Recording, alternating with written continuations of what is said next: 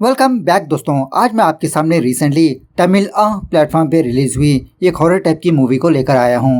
इसका नाम है डार्क जाइंट। तो अब चलिए फटाफट से वीडियो को स्टार्ट कर लेते हैं। उससे पहले लुटा दो प्यार, फॉलो ऑन इंस्टाग्राम। कहानी की शुरुआत में ही एक बंदे को दिखाया जाता है। फिलहाल ये बंदा एक मंदिर के पास बैठकर भगवान से विनती करते रहता है कि भगवान अब तुम ही मेरा सहारा हो। घर में खाने को दाना नहीं, क्या करूं मैं। अब तुम ही मुझे और मेरी परिवार को बचा सकते हो भगवान। तभी इस बंदे के पास शायद एक पुजारी आता है। कहने लगता है कि तुम जो भी भगवान से मांग रहे हो वो चीज तुमको नहीं मिलेगी। यहाँ पर तुम्हारी इच्छा पूरी होने के लिए तुमको दूसरी जगह पर जाना पड़ेगा। ये बंदा कहने लगता है अगर भगवान ही इंसानों की इच्छा पूरी नहीं करेगा तो कौन करेगा, कहाँ जाऊँ मैं। वो पुजारी इस बंदे को एक प्लेस के बारे में बताने लगता है कि तुम अपनी विनती वहाँ पर जाकर करो, तुमको जो चाहे मिलेगा। सो उस पुजारी के कहने पर यह बंदा उस जगह पर जाने लगता है जो शायद इसके गांव से काफी दूर होता है। यह बंदा जाते जाते थक के मारे गिर जाता है। तभी उसी झाड़ियों में इस बंदे को एक मूर्ति नजर आती है। समझने लगता है कि शायद पुजारी ने इसी प्लेस के बारे में बताया, इसी भगवान के बारे में बताया। इस तरह से इस मूर्ति के सामने गिड़गिड़ाने लगता है, अपने प्रॉब्लम्स बताने लगता है। जब ये बंदा पलट कर जाने ही वाला होता है, इसके पैरों के पास थोड़े धान पड़े होते हैं। इस धान को देखकर ये बंदा बहुत खुश होने लगता है। उस भगवान का बहुत शुक्रिया अदा भी करने लगता है कि आज के बाद से मेरे लिए, मेरे घर के लिए तुम ही भगवान हो। दूसरे दिन वही बंदा दोबारा इसी मूर्ति के पास आकर पूजा करने लगता है। इस बार इसको कुछ ज्यादा ही खाना मिलता है, थैले भर के चावल। दूसरे दिन जब दोबारा आता है और ज्यादा खाना मिलता है इसको। इस तरह से ये बंदा लगातार उस भगवान की पूजा करते रहता है। वो भगवान इसकी इच्छाएं पूरी करते रहता है। एक दिन वो बंदा अपने पिताजी को भी इस मूर्ति के पास लेकर आता है। इसका फादर इस बंदे से कहने लगता है कि हर रोज तुम खाना ही क्यों मांगते हो, इस बार तुम सोना मांगो, सोना। सो बंदा उसी तरह से उस मूर्ति से सोना मांगने पर उस मूर्ति के पास एक सोने का सिक्का पड़ा होता है। इस बंदे का फादर दोबारा कहने लगता है कि एक से क्या होगा और कुछ ज्यादा मांगो। वो बंदा दोबारा प्रार्थना करते हुए और कुछ ज्यादा सोना मांगने लगता है। शॉकिंगली उस मूर्ति के पास और भी बहुत सारे सोने के सिक्के पड़े होते हैं। ये देखकर ये बाप बेटे बहुत खुश होने लगते हैं। शुक्रिया अदा करने के लिए जब ये दोनों दोबारा आंख बंद करके प्रार्थना करने लगते हैं तो वो सारे सिक्के गायब हो जाते हैं। तभी उस मूर्ति से एक आवाज आने लगती है कि तुमने जो कुछ भी मांगा मैंने वो तुमको देता रहा, लेकिन बदले में तुमने मुझे क्या दिया। वो बंदा कहने लगता है कि तुम जो भी मांगो मैं वो दूंगा। वो आवाज कहने लगती है कि मुझे आजादी चाहिए और मेरी आजादी के लिए तुम मुझे कोकमे का बच्चा ला कर दो। ये सुनने के बाद ये बाप बेटे शौक में रह जाते हैं। उसके बाद ये दोनों उस पुजारी के पास जाते हैं। उस पुजारी से कहने लगता है कि आपने जिस भगवान के पास जाने के लिए कहा मैं वहाँ पर गया, मुझे जो कुछ भी चाहिए था वो मांगा, उस भगवान ने वो मुझे सब कुछ देने लगे। अब वो मूर्ति कोकमे का बच्चा चाहता है, क्या करूँ मैं। वो पंडित जी कहने लगता है कि वो कोई भगवान नहीं, शैतान है। पहले तो वो शैतान सारी चीजें देकर अपनी लालच में फंसाता है। अगर तुम उसके जाल में फंस गए तो तुम्हारा सारा खानदान सर्वनाश हो जाएगा। तुम उस शैतान की ख्वाहिश को पूरी मत करो। खैर दूसरे सीन में कार्तिक नाम के एक बंदे को दिखाया जाता है। फिलहाल कार्तिक के पास इसका एक फ्रेंड शिवा आता है। एक्चुअली कार्तिक को शायद इसके बिजनेस में नुकसान हुआ होता है और उसी तरह से शिवा के पास थोड़े पैसे उधार भी लिया होता है। तो शिवा अपने पैसे वापस मांगने के लिए ही कार्तिक के पास आता है। कार्तिक शिवा से और थोड़ा समय मांगने लगता है कि शिवा अगर इंश्योरेंस के पैसे क्लेम हो जाएंगे तो पहले मैं तुम्हारे पैसे ही लौटा दूंगा। जब वो शिवा वापस अपने घर पर आता है तो इसकी बीवी इसको बहुत लानतान करने लगती है। क्या तुम पैसे लेकर आए, अभी तक उस कार्तिक ने तुमको पैसे क्यों नहीं दिया, किसी भी तरह से तुम पैसे वापस लेकर आओ, अब हम लोगों को पैसों की जरूरत है, कौन देगा। शिवा अपनी बीवी को समझाते रहता है अरे तुम टेंशन मत लो, किसी भी तरह से पैसे अरेंज हो जाएंगे। एक महीने में वो कार्तिक किसी भी तरह से पैसे अरेंज कर लेगा। उसी रात जब कार्तिक की बीवी कीर्तना सो रही होती है तो इसको बहुत ही भयंकर सा सपना नजर आने लगता है। एक शैतानी हाथ आकर इसके पेट को टच करने लगता है। यह सपना देखते ही कीर्तना फटाक से अपनी नींद से जाग जाती है। उसके बाद वो एक प्रेगनेंसी किट लेकर अपना प्रेगनेंसी का टेस्ट करने लगती है। सुबह होने के बाद जब वो कार्तिक किसी दूसरी जगह पर होता है तो कार्तिक को कोई बंदा कॉल करने लगता है, कुछ बातें बताने लगता है। फटाफट से वो कार्तिक अपने घर पर वापस आकर अपनी बीवी कीर्तना और अपनी बहन दीप्ति से कपड़े पैक करने के लिए कहता है। ये लोग इनके गांव पर जाने वाले हैं। मतलब कार्तिक के गांव में कार्तिक के दादाजी की तबीयत बहुत ही बिगड़ चुकी होती है और आखिरी बार इसके दादाजी अपने फैमिली मेंबर्स को देखना चाहता है। जो किसी बंदे के जरिए से कार्तिक को, उसकी बीवी को, उसकी बहन को अपने पास बुलाता है। कार्तिक इन दोनों से ये भी कहने लगता है कि अगर मैं वहाँ पर गया तो शायद हमारा पुश्तैनी घर मेरे नाम हो सकता है। बाद में मैं उस घर को बेचकर अपने सारे कर्जे मिटा दूंगा। दूसरे दिन कार्तिक का वो फ्रेंड शिवा दोबारा कार्तिक के घर पर आता है तो इसके घर को ताला लगा होता है। आसपास पूछने पर इसको ये बात पता चलती है कि कार्तिक अपनी फैमिली के साथ अपने गांव पर चला गया। शायद उस गांव में नेटवर्क इश्यू होता है जिसकी वजह से कार्तिक का फोन नहीं लगता। इस तरफ कार्तिक, इसकी बीवी और उसकी बहन अपने गांव पर पहुंच जाते हैं। एक्चुअली सेंथिल नाम का एक बंदा कार्तिक को कॉल करके इसके दादाजी के बारे में बताया होता है। तो कार्तिक उसी सेंथिल को कॉल करके घर का एड्रेस पता करके उस घर के पास जाने लगता है। इतने बड़े घर को देखकर कार्तिक तो बहुत ही खुश होने लगता है कि अगर मैं इस घर को बेच दूंगा तो मेरे सारे प्रॉब्लम्स क्लियर हो जाएंगे। जब ये लोग अंदर आते हैं तो ये घर साफ सुथरा ही नहीं होता, जैसा लगता हो कि काफी सालों से ये घर बंद पड़ा है। घर के अंदर आते ही कीर्तना को जबरदस्त तरीके से पेट में दर्द होने लगता है। कार्तिक और दीप्ति थोड़ा बहुत पानी देकर इसको संभालने लगते हैं। जब डॉक्टर के पास जाने की बात करते हैं, कीर्तना कार्तिक को खुशखबरी सुनाने लगती है कि मैं प्रेग्नेंट हूँ। एक्चुअली आज सुबह ही मैं तुमको बोलने वाली थी, लेकिन तुमने ही मुझे यहाँ पर लाकर सरप्राइज दे दिया। लगता है हमारे लाइफ से प्रॉब्लम्स खत्म होने वाली है। उसके बाद वो कार्तिक किसी दूसरे कमरे में अपने दादाजी को देखता है। इसके दादाजी और कोई नहीं, मूवी की स्टार्टिंग में जिस बंदे को दिखाया था ना, उसका फादर ही कार्तिक का दादाजी होता है। कार्तिक का दादाजी बिस्तर पर लेटा होता है। कार्तिक अपने दादाजी से बात करने की कोशिश करने लगता है, लेकिन वो बुढ़ो तो कुछ भी जवाब ही नहीं देता। उसी वक्त वो बंदा सेंथिल कार्तिक के पास आता है। कहने लगता है कि सर मैंने ही आपको कॉल किया है। कार्तिक पूछने लगता है कि दादाजी क्यों नहीं बात कर रहे। सेंथिल कहने लगता है, अरे सर अब तो वो बहुत ही बीमार हो चुके हैं, मैंने ऑलरेडी उनसे सब कुछ बात कर लिया। घर के थोड़े पेपर्स रेडी करवाना बाकी है, उसके बाद ये घर और कुछ जमीनें सारे आपके नाम हो जाएंगे। कार्तिक पूछने लगता है कि दादाजी खाना कैसे खाते हैं। सेंथिल कहने लगता है, आप उसकी फिक्र मत करिए, वो खुद अपना खाना देख लेंगे। इस तरह से वहाँ से चला जाता है। कार्तिक सोचने लगता है कि दादाजी खटिया से उठ नहीं पाते तो अपना खाना कैसे बना लेते हैं। बाद में ये तीनों इस घर की अच्छे से साफ सफाई कर देते हैं। रात होने के बाद जब कार्तिक और कीर्तना अपने फ्यूचर के बारे में डिस्कस कर रहे होते हैं तो कार्तिक को ऐसा लगता है कि खिड़की से कोई झांक रहा है। जब उस खिड़की के पास जाकर देखता है तो इसको कोई भी नजर ही नहीं आता। सुबह होने के बाद कार्तिक कीर्तना से कहने लगता है कि मैं थोड़ा गाँव के अंदर जाकर गाँव वालों से हमारे घर के बारे में, हमारे खानदान के बारे में, हमारे जमीन के बारे में थोड़ा पूछताछ करके आता हूँ। मुझे तो हमारे खानदान के बारे में ज्यादा पता नहीं ना। थोड़ी देर के बाद वो दीप्ति भी गांव के अंदर जाने लगती है, बस ऐसे ही घूमने फिरने के लिए। वो कीर्तना कार्तिक के दादाजी के पास आकर एक खुशखबरी सुनाने लगती है कि दादाजी मैं माँ बनने वाली हूँ, मुझे आपका आशीर्वाद चाहिए। लेकिन कार्तिक का दादाजी बहुत ही अजीब तरीके से कीर्तना के पेट को ही देखते रहता है। डर के मारे कीर्तना वहाँ से निकल जाती है। इस तरफ जब वो दीप्ति व्यू को एंजॉय करते हुए जब किसी जगह पर बैठी होती है तो तभी इसके पास प्रदीप नाम का एक बंदा आता है।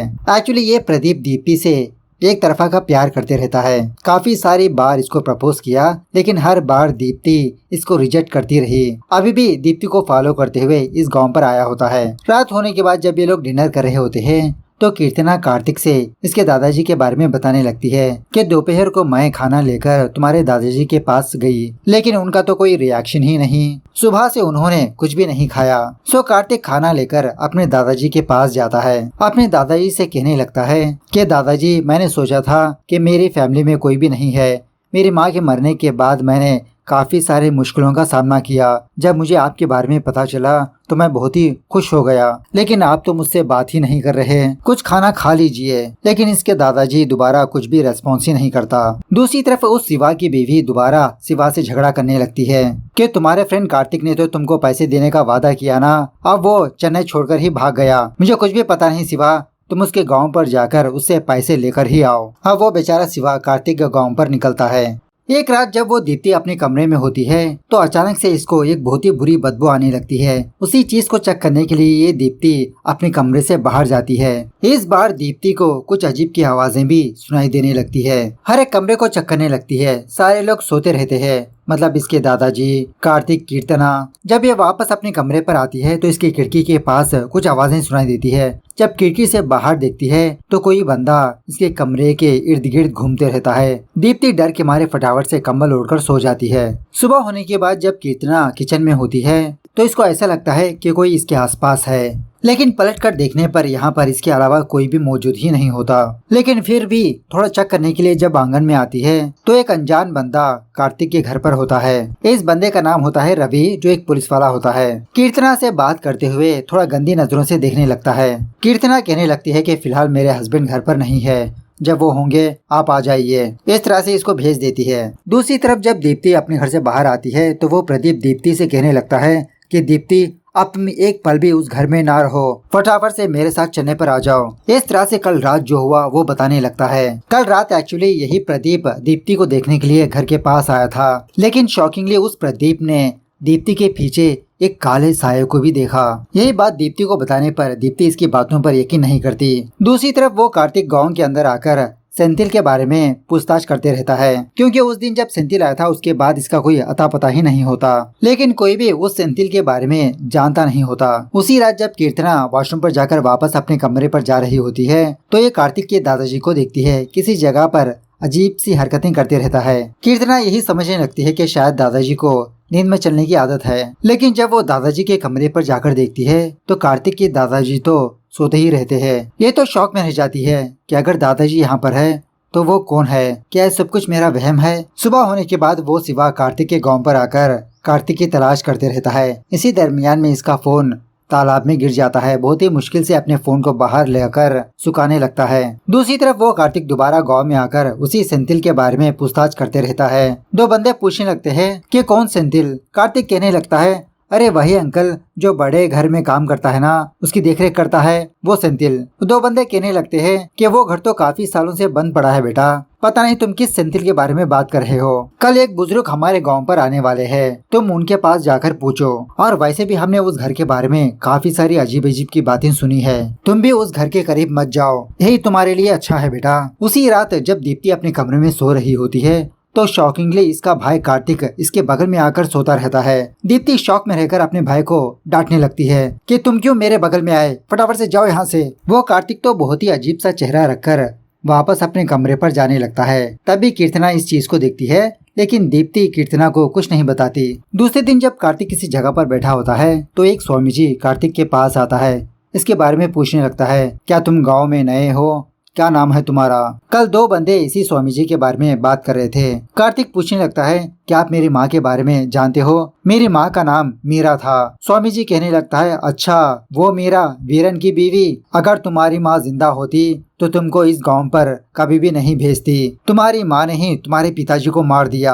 यह सुनकर कार्तिक तो शौक में रह जाता है। उसी रात जब दीप्ति अपने कमरे में सो रही होती है तो शॉकिंगली एक काला साया इसके शरीर पर आकर बैठ जाता है। उस काले साये को देखकर ये दीप्ति हिल ही नहीं पाती, बहुत ही मुश्किल से अपने बिस्तर से उठती है। इसको अभी भी पता नहीं चलता कि इसने जो अभी देखा क्या वो सपना था या तो फिर हकीकत। उसी वक्त एक कमरे का दरवाजा ओपन होकर दूर से एक बच्चा इसको देखकर हंसने लगता है। ये देखकर वो डर के मारे बाहर आती है। कीर्तना इसकी आवाज सुनकर दीप्ति को संभालने लगती है कि क्या हुआ। उसी वक्त वो कार्तिक अपने कमरे से बाहर निकलकर कहीं पर जाने लगता है। कीर्तना और दीप्ति उसको फॉलो करने लगते हैं।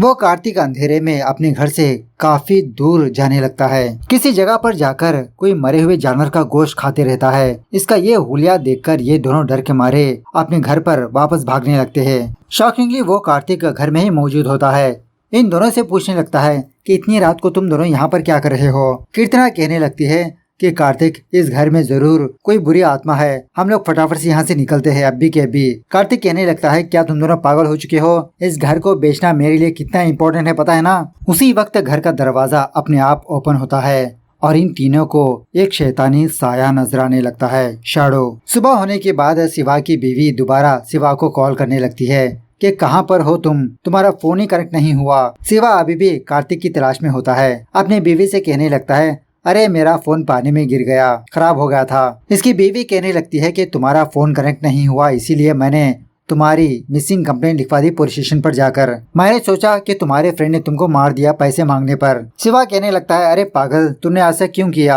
जाने दो, अगर पुलिस वाला आएगा तो मैं संभाल लूंगा। दूसरी तरफ वो पुलिस वाला रवि उसी शिवा की तलाश में रहता है। वो सेंथिल कार्तिक के पास आता है। कार्तिक कहने लगता है कि सेंथिल हमें ये घर भर कुछ नहीं चाहिए, हमको यहाँ से निकलना है। सेंथिल कहने लगता है, अरे सर, मैं आप ही के काम से शहर पर गया था, आने में थोड़ा लेट हो गया। सारे पेपर्स रेडी हो चुके हैं, बस थोड़ा सा काम पेंडिंग है। उन पेपर्स पर अगर आप अपने दादाजी के थंबप्रिंट ले लोगे तो सर आपका काम हो जाएगा, प्लीज 2 दिन और रुक जाइए। इस तरह से रिक्वेस्ट करने लगता है। जब कार्तिक पीछे पलटकर दोबारा आगे देखता है तो वो सेंथिल वहाँ पर मौजूद नहीं होता। दूसरी तरफ उस प्रदीप की मुलाकात उस शिवा से होती है। मतलब प्रदीप उस शिवा को देखकर पहचान लेता है। कहने लगता है, अरे ब्रो, तुम्हारी फोटो लेकर एक पुलिस वाला सारे गांव में तलाश कर रहा है और तुम यहाँ पर बैठकर चाय पी रहे हो। शिवा कहने लगता है, अरे मेरा फ्रेंड कार्तिक इसी गांव में आया है, पता नहीं वो घर कहाँ पर है उसका। प्रदीप कहने लगता है, अरे मैं जानता हूँ, उसकी बहन दीप्ति का BF हूँ मैं, चलो मैं ले चलता हूँ। लेकिन ब्रो, मैं उस घर के अंदर नहीं आऊंगा, तुम अकेले ही जाओ। इस तरह से शिवा को उस घर के पास ड्रॉप करके वो चला जाता है। घर में वो कार्तिक अपने दादाजी के पास आकर बातचीत करते रहता है, अपने दादाजी से अपने घर के बारे में, खानदान के बारे में, अपनी माँ के बारे में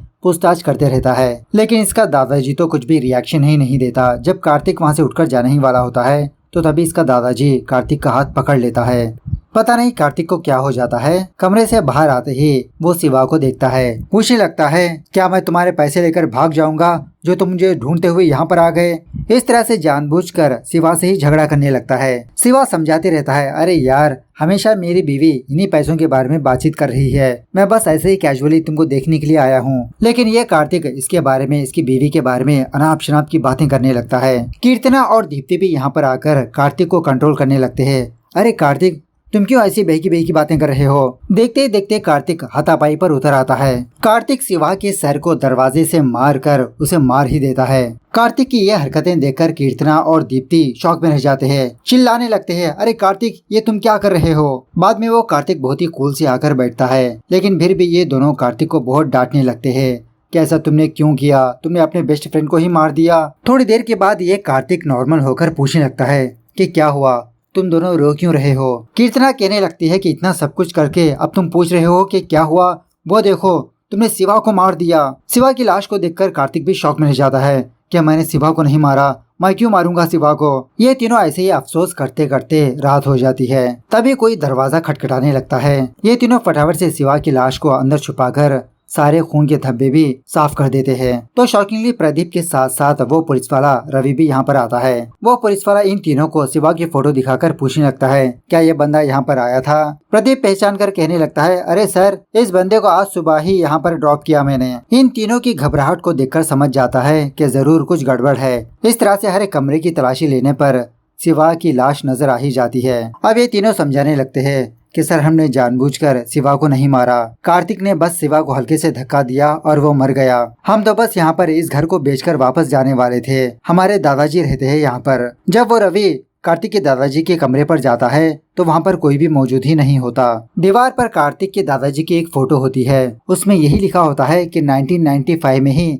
इसके दादाजी की मौत हो गई। रवि यही समझने लगता है कि इस केस से बचने के लिए ये तीनों नाटक कर रहे हैं। कार्तिक से कहने लगता है कि मैं तुमको इस केस से बचा लूंगा, बदले में तुम मुझे क्या दोगे। इस तरह से उसकी बीवी को मांगने लगता है। यह सुनने के बाद कार्तिक उस पुलिस वाले को ही मारने पीटने लगता है। जब इन दोनों के बीच फाइट चल रही होती है तो दोबारा कार्तिक को कुछ हो जाता है। रवि के पास आकर कहने लगता है कि तुम इस कीर्तना को छोड़ दो और दीप्ति को लेकर जाओ। दीप्ति पूछने लगती है, क्या तुम पागल हो चुके हो। तो वो कार्तिक अपने सर को बार बार पीटने लगता है। दीप्ति कीर्तना से कहने लगती है कि भाभी, भैया को कुछ हो गया, चलो हम लोग फटाफट से निकलते हैं। जब वो प्रदीप यहाँ से जाने लगता है तो कार्तिक का दादाजी बहुत ही भयंकर शक्ल लेकर इसके सामने आकर इसका सर घुमाकर मार देता है। ये देखकर कीर्तना और दीप्ति के तो होश ही उड़ जाते हैं। वो कार्तिक फटाफट से कीर्तना को अपने साथ कहीं पर ले जाने लगता है। मतलब किसी कमरे पर आकर कीर्तना के साथ रिचुअल करने लगता है। जब ये भागने की कोशिश करने लगती है तो कार्तिक इसको 2-4 थप्पड़ मारकर बेहोश कर देता है। सीन थोड़ा सा फ्लैशबैक में जाने लगता है। कार्तिक के फादर के साथ क्या हुआ वो दिखाया जाता है। जब कार्तिक छोटा बच्चा था ये लोग इसी घर में रहा करते थे।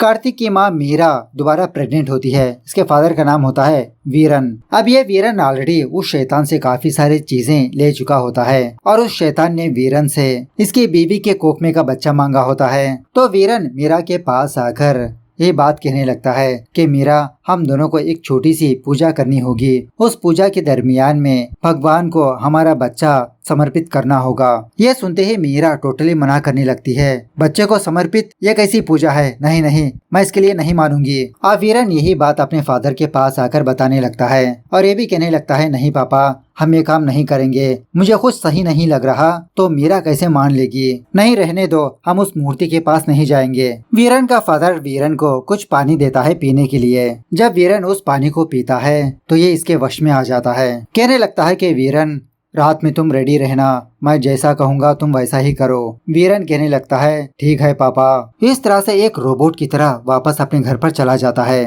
रात होने के बाद वीरन मीरा को लेकर किसी दूसरे कमरे पर आता है। वहाँ पर ऑलरेडी वीरन का फादर बैठा होता है रिचुअल करने के लिए। वीरन कहने लगता है कि डरो मत मीरा, बच्चे के लिए एक छोटी सी पूजा है, बस ऐसे ही बैठी रहो तुम। लेकिन इन सारी चीजों को देखकर मीरा को शक होने लगता है कि ये तो पूजा जैसी नहीं लग रही। इस तरह से अपने बच्चे मतलब वही कार्तिक को लेकर घर से भाग जाती है। लेकिन वीरन अपने फादर के कहने पर मीरा के पास जाकर इसको वापस घर के पास लाने लगता है। मीरा कोई चाकू लेकर वीरन के पेट में स्टैब करके मार देती है। उसके बाद मीरा अपने बच्चे को लेकर शहर पर चली जाती है और शायद बाद में मर भी जाती है। इसके कुछ दिनों के बाद कार्तिक का दादा अपने बेटी और अपने दामाद को अपने घर पर बुलाता है। एक छोटी सी पूजा है, आ जाओ। इसका दामाद और कोई नहीं, वही बंदा सेंथिल होता है। मतलब वो सेंथिल भी ऑलरेडी मर चुका होता है। कार्तिक का दादा अपनी बेटी को पूजा के पास लाकर इसका गला काटकर बलि दे देता है शैतान को। कार्तिक के दादा ने जैसा वीरन के साथ किया होता है उसी तरह से सेंथिल के साथ भी किया होता है अपने वश में। इसीलिए सेंथिल ने अपनी बीवी को यहाँ पर लेकर आया होता है। लालच की आड़ में ये बंदा अपनी बेटी को ही मार देता है। उसके बाद एक दिन वो पंडित वीरन के फादर के पास आकर कहने लगता है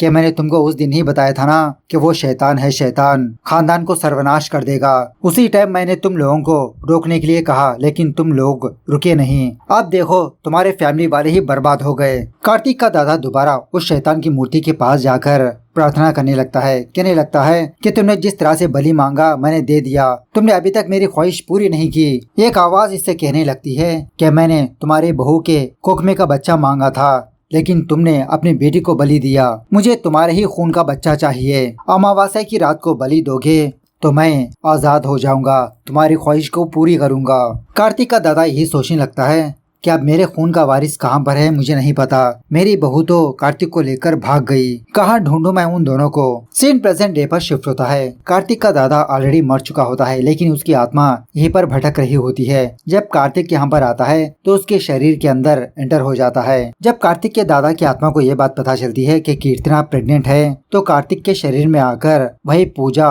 स्टार्ट करता है बलि देने के लिए। जब कार्तिक कीर्तना को मारने ही वाला होता है, उसी वक्त कार्तिक के कानों में इसकी माँ की आवाज सुनाई देती है, अरे कार्तिक तुम ये क्या करने लगे, ये काम तुम्हारा नहीं है, होश में आओ बेटा। तो कार्तिक होश में आकर एक सुई लेकर कीर्तना के पेट में हल्के से स्टैब करके उसका खून मूर्ति के ऊपर डालता है। कार्तिक के दादाजी की आत्मा इसके शरीर से चली जाने पर कार्तिक भी बेहोश हो जाता है। उसके बाद वो पुलिस वाला रवि और दीप्ति अंदर आकर इन दोनों को बचाने लगते हैं। उसके बाद सीन कुछ दिनों के बाद शिफ्ट होता है, जहाँ पर दीप्ति और कीर्तना हॉस्पिटल पर जाते हैं चेकअप करवाने के लिए। वो डॉक्टर कीर्तना को चेक करके कहने लगती है कि तुम तो प्रेग्नेंट हो ही नहीं। दूसरी तरफ वो कार्तिक जेल में अपनी सजा काट रहा होता है शिवा के मर्डर केस में। सीन थोड़ा सा फ्लैशबैक में जाने लगता है। एक दिन कार्तिक की मुलाकात एक स्वामी जी से हुई थी ना, तो वो स्वामी जी कार्तिक को अपने गुरुजी के बारे में बताने लगता है कि तुम मेरे गुरुजी से जा मिलो। तो कार्तिक उसी तरह से उस गुरुजी से जा मिलता है। वो गुरुजी कार्तिक को देखकर कहने लगता है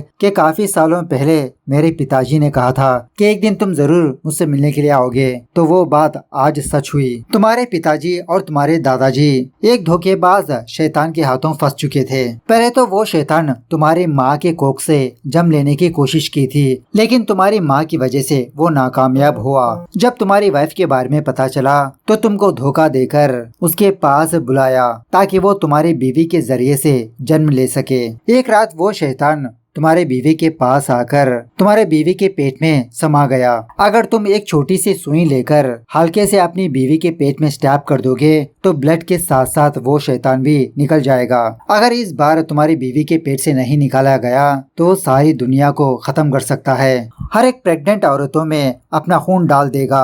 लेकिन कार्तिक के हाथ एक छोटी सी गलती होती है। अपनी बीवी के पेट में हल्के से स्टैब करने के बाद उसका खून शैतान के ऊपर गिर जाता है। दूसरे सीन में हम ये देखते हैं हैं कि वो शैतान उस मूर्ति से निकलकर बाहर आ रहा है, मतलब वो शैतान आजाद हो चुका है। इस तरह से ये मूवी यहाँ पर दी एंड होती है। सो मूवी कैसे लगी कमेंट करके बताना जरूर। मिलते हैं अगली वीडियो में, तब तक take care, bye bye, see you soon.